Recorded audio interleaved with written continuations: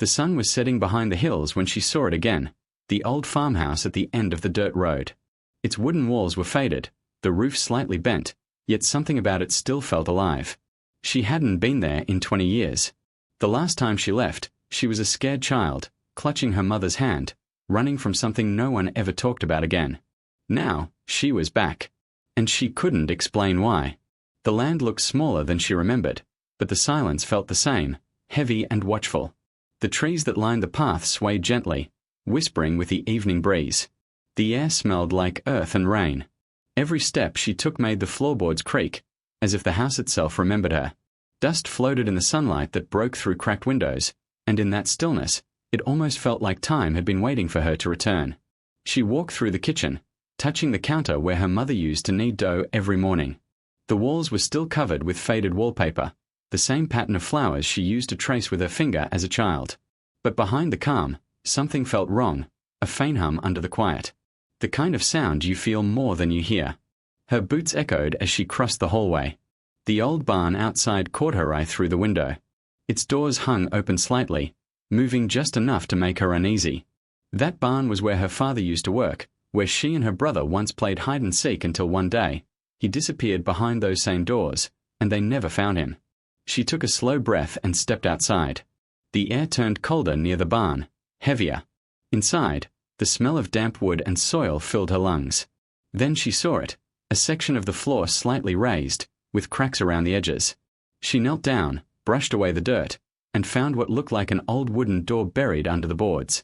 Her heart pounded. She didn't remember this being here. And if it was, her family had never told her. Her hands trembled as she brushed away the rest of the dirt. The outline of the wooden hatch became clearer. It was old, rough, and nailed shut with rusted iron bolts. The boards around it were warped with moisture, like they had been hiding this secret for decades. She hesitated. The air inside the barn was still, too still. Even the wind outside seemed to have stopped. She glanced around, half expecting to see someone watching, but there was only the creak of the rafters and the faint rustle of hay. She tried to lift the hatch, but it didn't move. The wood groaned, refusing to give. She stood, searching the shelves until she found an old crowbar covered in cobwebs. She wedged it under the edge and pushed. The first nail came loose with a sharp snap that echoed through the empty barn. The second gave way more easily. Then, with a low creak, the hatch lifted, releasing a gust of cold, stale air that smelled of earth and metal. A narrow staircase disappeared into darkness. The steps were carved into the ground, old and uneven, leading deep below the barn. She shined her flashlight down the hole, but the beam faded quickly, swallowed by the dark. For a moment, she thought about walking away. She could call someone, the police, a historian, anyone. But something about that hidden door pulled her in. Maybe it was curiosity. Maybe it was the feeling that this was why she'd come back after all these years. The first step down creaked under her weight. Dust fell from the beams above. The temperature dropped sharply, the air heavy with dampness. As she descended, the smell of soil and iron grew stronger. Her flashlight flickered against the rough walls, dirt mixed with stone, carved by hand long ago. She counted the steps, whispering the numbers under her breath to calm herself. 22 steps down, and she reached solid ground. The narrow passage ahead was cold and silent. The beam of her light caught what looked like claw marks scratched into the wall. Some deep, others faint. She ran her fingers over them. The grooves were real. Not animal. Not accidental. Someone had tried to get out. Her breathing quickened. She followed the tunnel, the sound of her footsteps echoing in the small space. Water dripped from somewhere above, each drop echoing like a slow heartbeat. The path widened slightly ahead, and she noticed something strange. The walls began to change. They weren't dirt anymore. They were stone, smooth and lined with patterns. She leaned closer. They were carvings, symbols she didn't recognize, circles within circles, lines that looked like maps or writing. She whispered to herself, "This isn't part of the farm." The tunnel opened into a small underground room. It was about the size of a cellar, but unlike any she had ever seen. The floor was made of stone slabs, perfectly fitted together. In the center of the room stood a large wooden chest, covered in dust and cobwebs. The metal hinges were rusted, but it was still intact. She moved closer, heart pounding so hard she could hear it in her ears. The chest had no lock, only a latch. Her fingers hovered above it. For a moment, she thought she heard something faint, a whisper, or maybe the wind through the cracks. She swallowed and lifted the lid. The hinges groaned. Inside was darkness at first. Then her flashlight caught a glimpse of what lay within. Old papers, bound together by brittle strings. Small objects wrapped in cloth. And at the bottom, a single photograph, its edges curled, the image faded but still clear enough to make her freeze. It was a picture of her family. Her mother, her father, her brother, and her younger self. But there was someone else too. A man standing behind them in the shadow of the barn, half hidden, his face barely visible. Her heart stopped for a second. She didn't remember him being there. She had seen that photo 100 times growing up. It used to hang in the living room. But the version she remembered didn't have that man in it. She picked up the photo with shaking hands, studying the stranger's faint outline. The face was hard to make out, but the eyes seemed to be looking directly at her, not at the camera. The longer she stared, the more uneasy she felt. The air in the room seemed to grow thicker, pressing in around her. She set the photo down and turned to the other objects. There was a small book, its leather cover cracked and stiff. Inside were pages filled with her father's handwriting. She recognized it immediately, the same looping letters from old notes he used to leave on the kitchen table. But the words here were nothing like she'd ever seen. They were entries, dated, recorded like a journal. The first few pages were normal, talking about the harvest and repairs on the house. But as she flipped further, the tone changed. One line made her blood run cold. Asterisk, he's still here. The one from the cave. I tried sealing it, but it whispers through the walls. Asterisk, her flashlight flickered. A sudden chill crept through the room. She turned toward the staircase, but the faint glow from above was gone.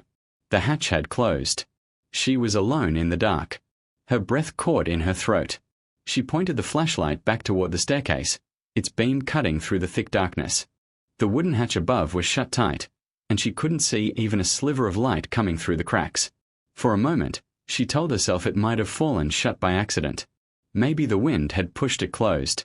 But deep down, she knew better. The air down here felt different now, colder, heavier, and oddly alive. She turned back to the journal, her hands trembling. The last few pages were stained, the ink smudged as if written in a hurry. Her father's words grew harder to read, but one line stood out clear as day. Asterisk, if it finds another host, the cycle begins again. Asterisk, she swallowed hard, scanning the walls of the underground room. The carvings she had seen earlier weren't just patterns. They looked like warnings, drawn by someone desperate. Symbols of protection, circles intersecting with crosses and strange runes she didn't recognize. Her flashlight flickered again, and for a second, she thought she saw something move, a faint shadow sliding across the far wall.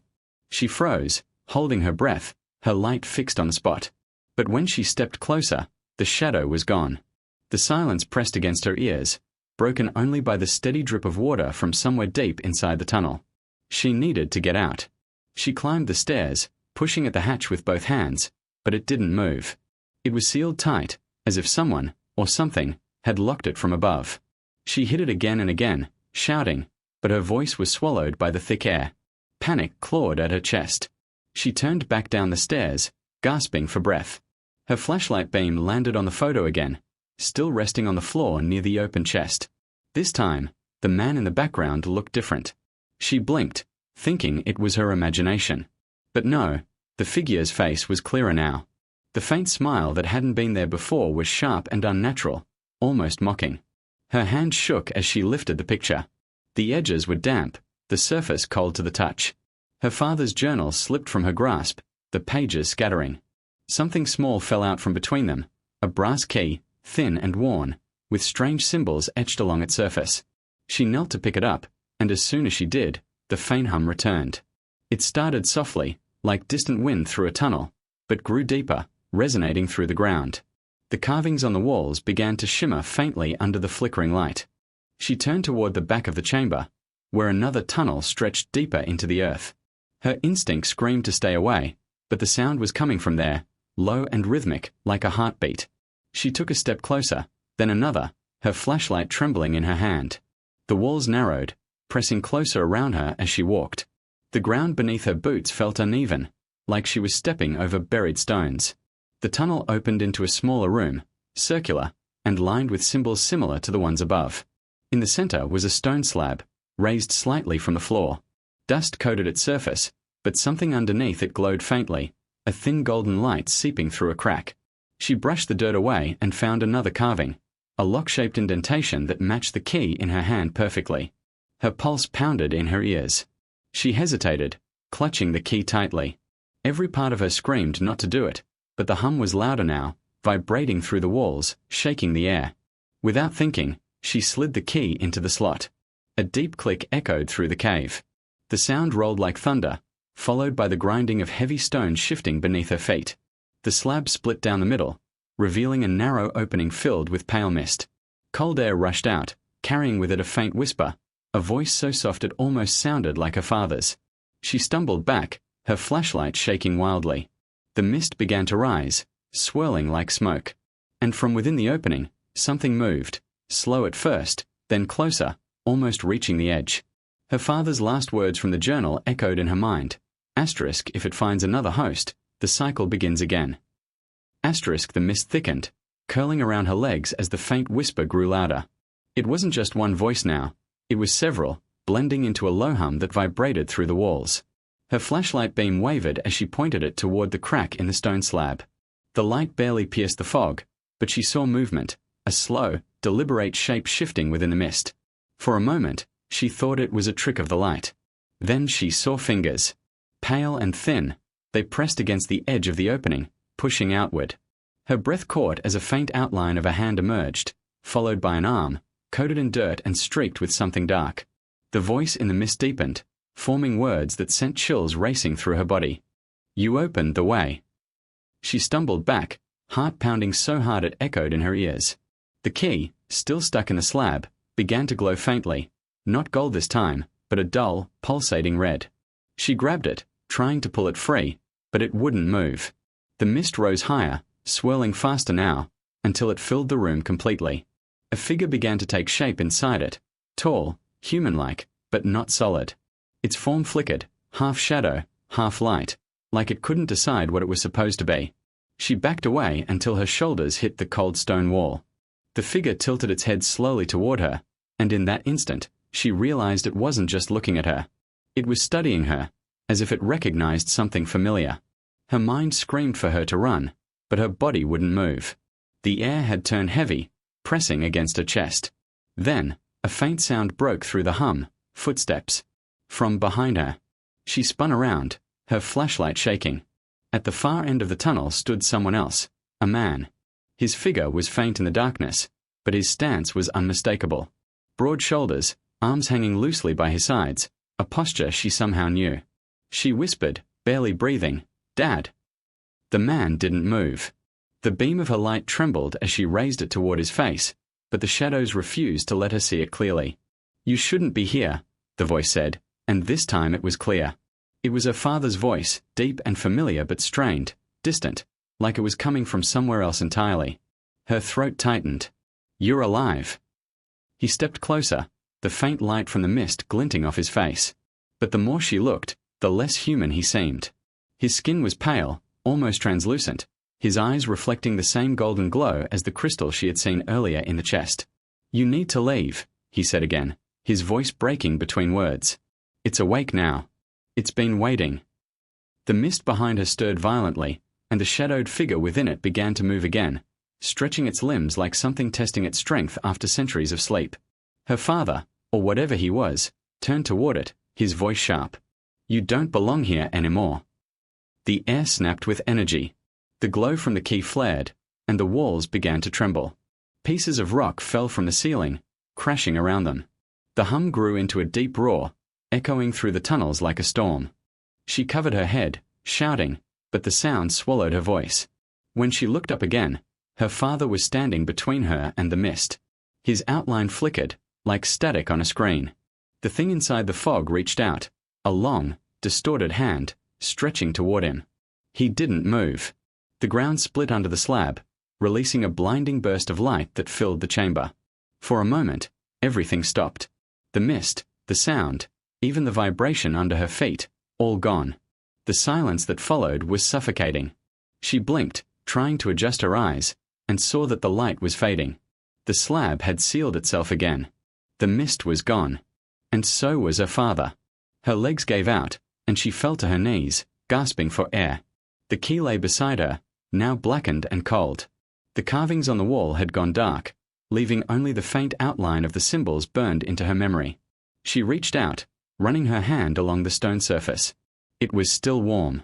Then she heard it, one last whisper, faint and close, as if spoken right beside her ear. "It's not over." Her hands were shaking so hard she almost dropped the flashlight. The last echo of that whisper still lingered in the air, wrapping around her like a thread she couldn't pull free from. The silence that followed wasn't peaceful. It was heavy, thick, and waiting. She could feel the pulse of it under her skin, the same rhythm that had come from the machine, from the mist, from the walls. She pushed herself up, her legs unsteady, and looked around. The tunnel looked the same, but something felt off, like the space itself had shifted. The air carried a strange metallic taste, sharp and cold. The slab in the center was sealed tight again, the crack gone as if it had never opened. She shined her light across the floor and froze. There were footprints in the dust. 2 sets, hers, and another, leading away from the slab. Her breath hitched. The prints trailed toward the staircase. She followed them slowly, every step measured. The beam of her light shook over the walls, catching faint marks that hadn't been there before. Lines, scratches, small symbols etched freshly into the stone. Some looked like hands pressed into the wall, others like long claw marks dragging upward. The air grew colder the closer she got to the stairs. When she reached the bottom step, her heart stopped. The hatch above was open. Light, faint, natural light, was spilling through. She could hear the soft rustle of wind from outside, the distant sound of leaves. For the first time since she descended, she could breathe again. She gripped the railing and climbed, her boots scraping against the stone. But as she neared the top, she noticed something strange. The light wasn't the same. It wasn't warm or golden. It was grey, cold, lifeless. She pulled herself through the opening and into the barn. Everything looked the same, yet not. The air smelled of damp wood and dust, but the colors were muted, drained. The afternoon sun she'd seen earlier was gone. Outside, the fields were covered in fog. The world looked frozen, like it had been drained of time itself. She stumbled toward the open barn doors, her boots kicking up dust that didn't seem to settle. Beyond the fog, the outline of the old farmhouse stood just as she remembered, yet the windows were dark, lifeless holes staring back at her. The trees barely moved, even as the wind brushed past her. It felt wrong. Everything felt wrong. She turned back toward the barn. The hatch was still open, but something had changed. The journal, the photograph, the chest, all gone. The floor was bare except for one thing, the blackened key lying exactly where she dropped it. She knelt, staring at it. The metal looked burnt, but when she reached for it, it was cold. So cold it made her fingers ache. She held it up to the light, and for a brief moment, the faintest red glow shimmered beneath the surface before fading again. Then she heard it, footsteps outside. Slow, deliberate, crunching on the gravel path. She froze, every muscle in her body tensing. The sound came closer, one step after another. She turned toward the door, her breath shallow. The fog outside thickened, and through it, she saw a silhouette approaching, tall, familiar, steady. Her pulse pounded as the shape drew closer, emerging from the mist. It was a man, broad-shouldered, wearing a faded coat she knew by heart. Her throat tightened. "Dad," she whispered. But he didn't answer. He stopped just short of the barn entrance, the fog curling around his legs. The light hit his face, and her heart stopped. His eyes glowed faintly, the same golden hue as the crystal buried beneath the slab. His expression was blank, almost peaceful, but the longer she looked, the more she realized it wasn't really him. His lips moved, but his voice wasn't his. It was layered, echoing, like more than one voice spoke through him. "You opened it," he said softly. "It needed you to." She stumbled backward, gripping the flashlight like a weapon. "What are you?" she whispered. He tilted his head slightly, the same way her father used to when she was a child. "You know," he said, stepping forward. "It's part of you now." Her hand shook, the beam flickering across the floor. She looked down. The blackened key in her palm was glowing again, red, bright, alive. The hum returned, low and deep, vibrating through the barn floor. Her father, or the thing wearing his shape, smiled faintly, his eyes flickering with light. "The cycle has to continue," he said. The walls creaked. The ground trembled.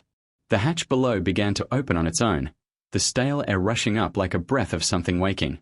And in that moment, she realized the cave had never been sealed to keep something in. It had been sealed to keep something out.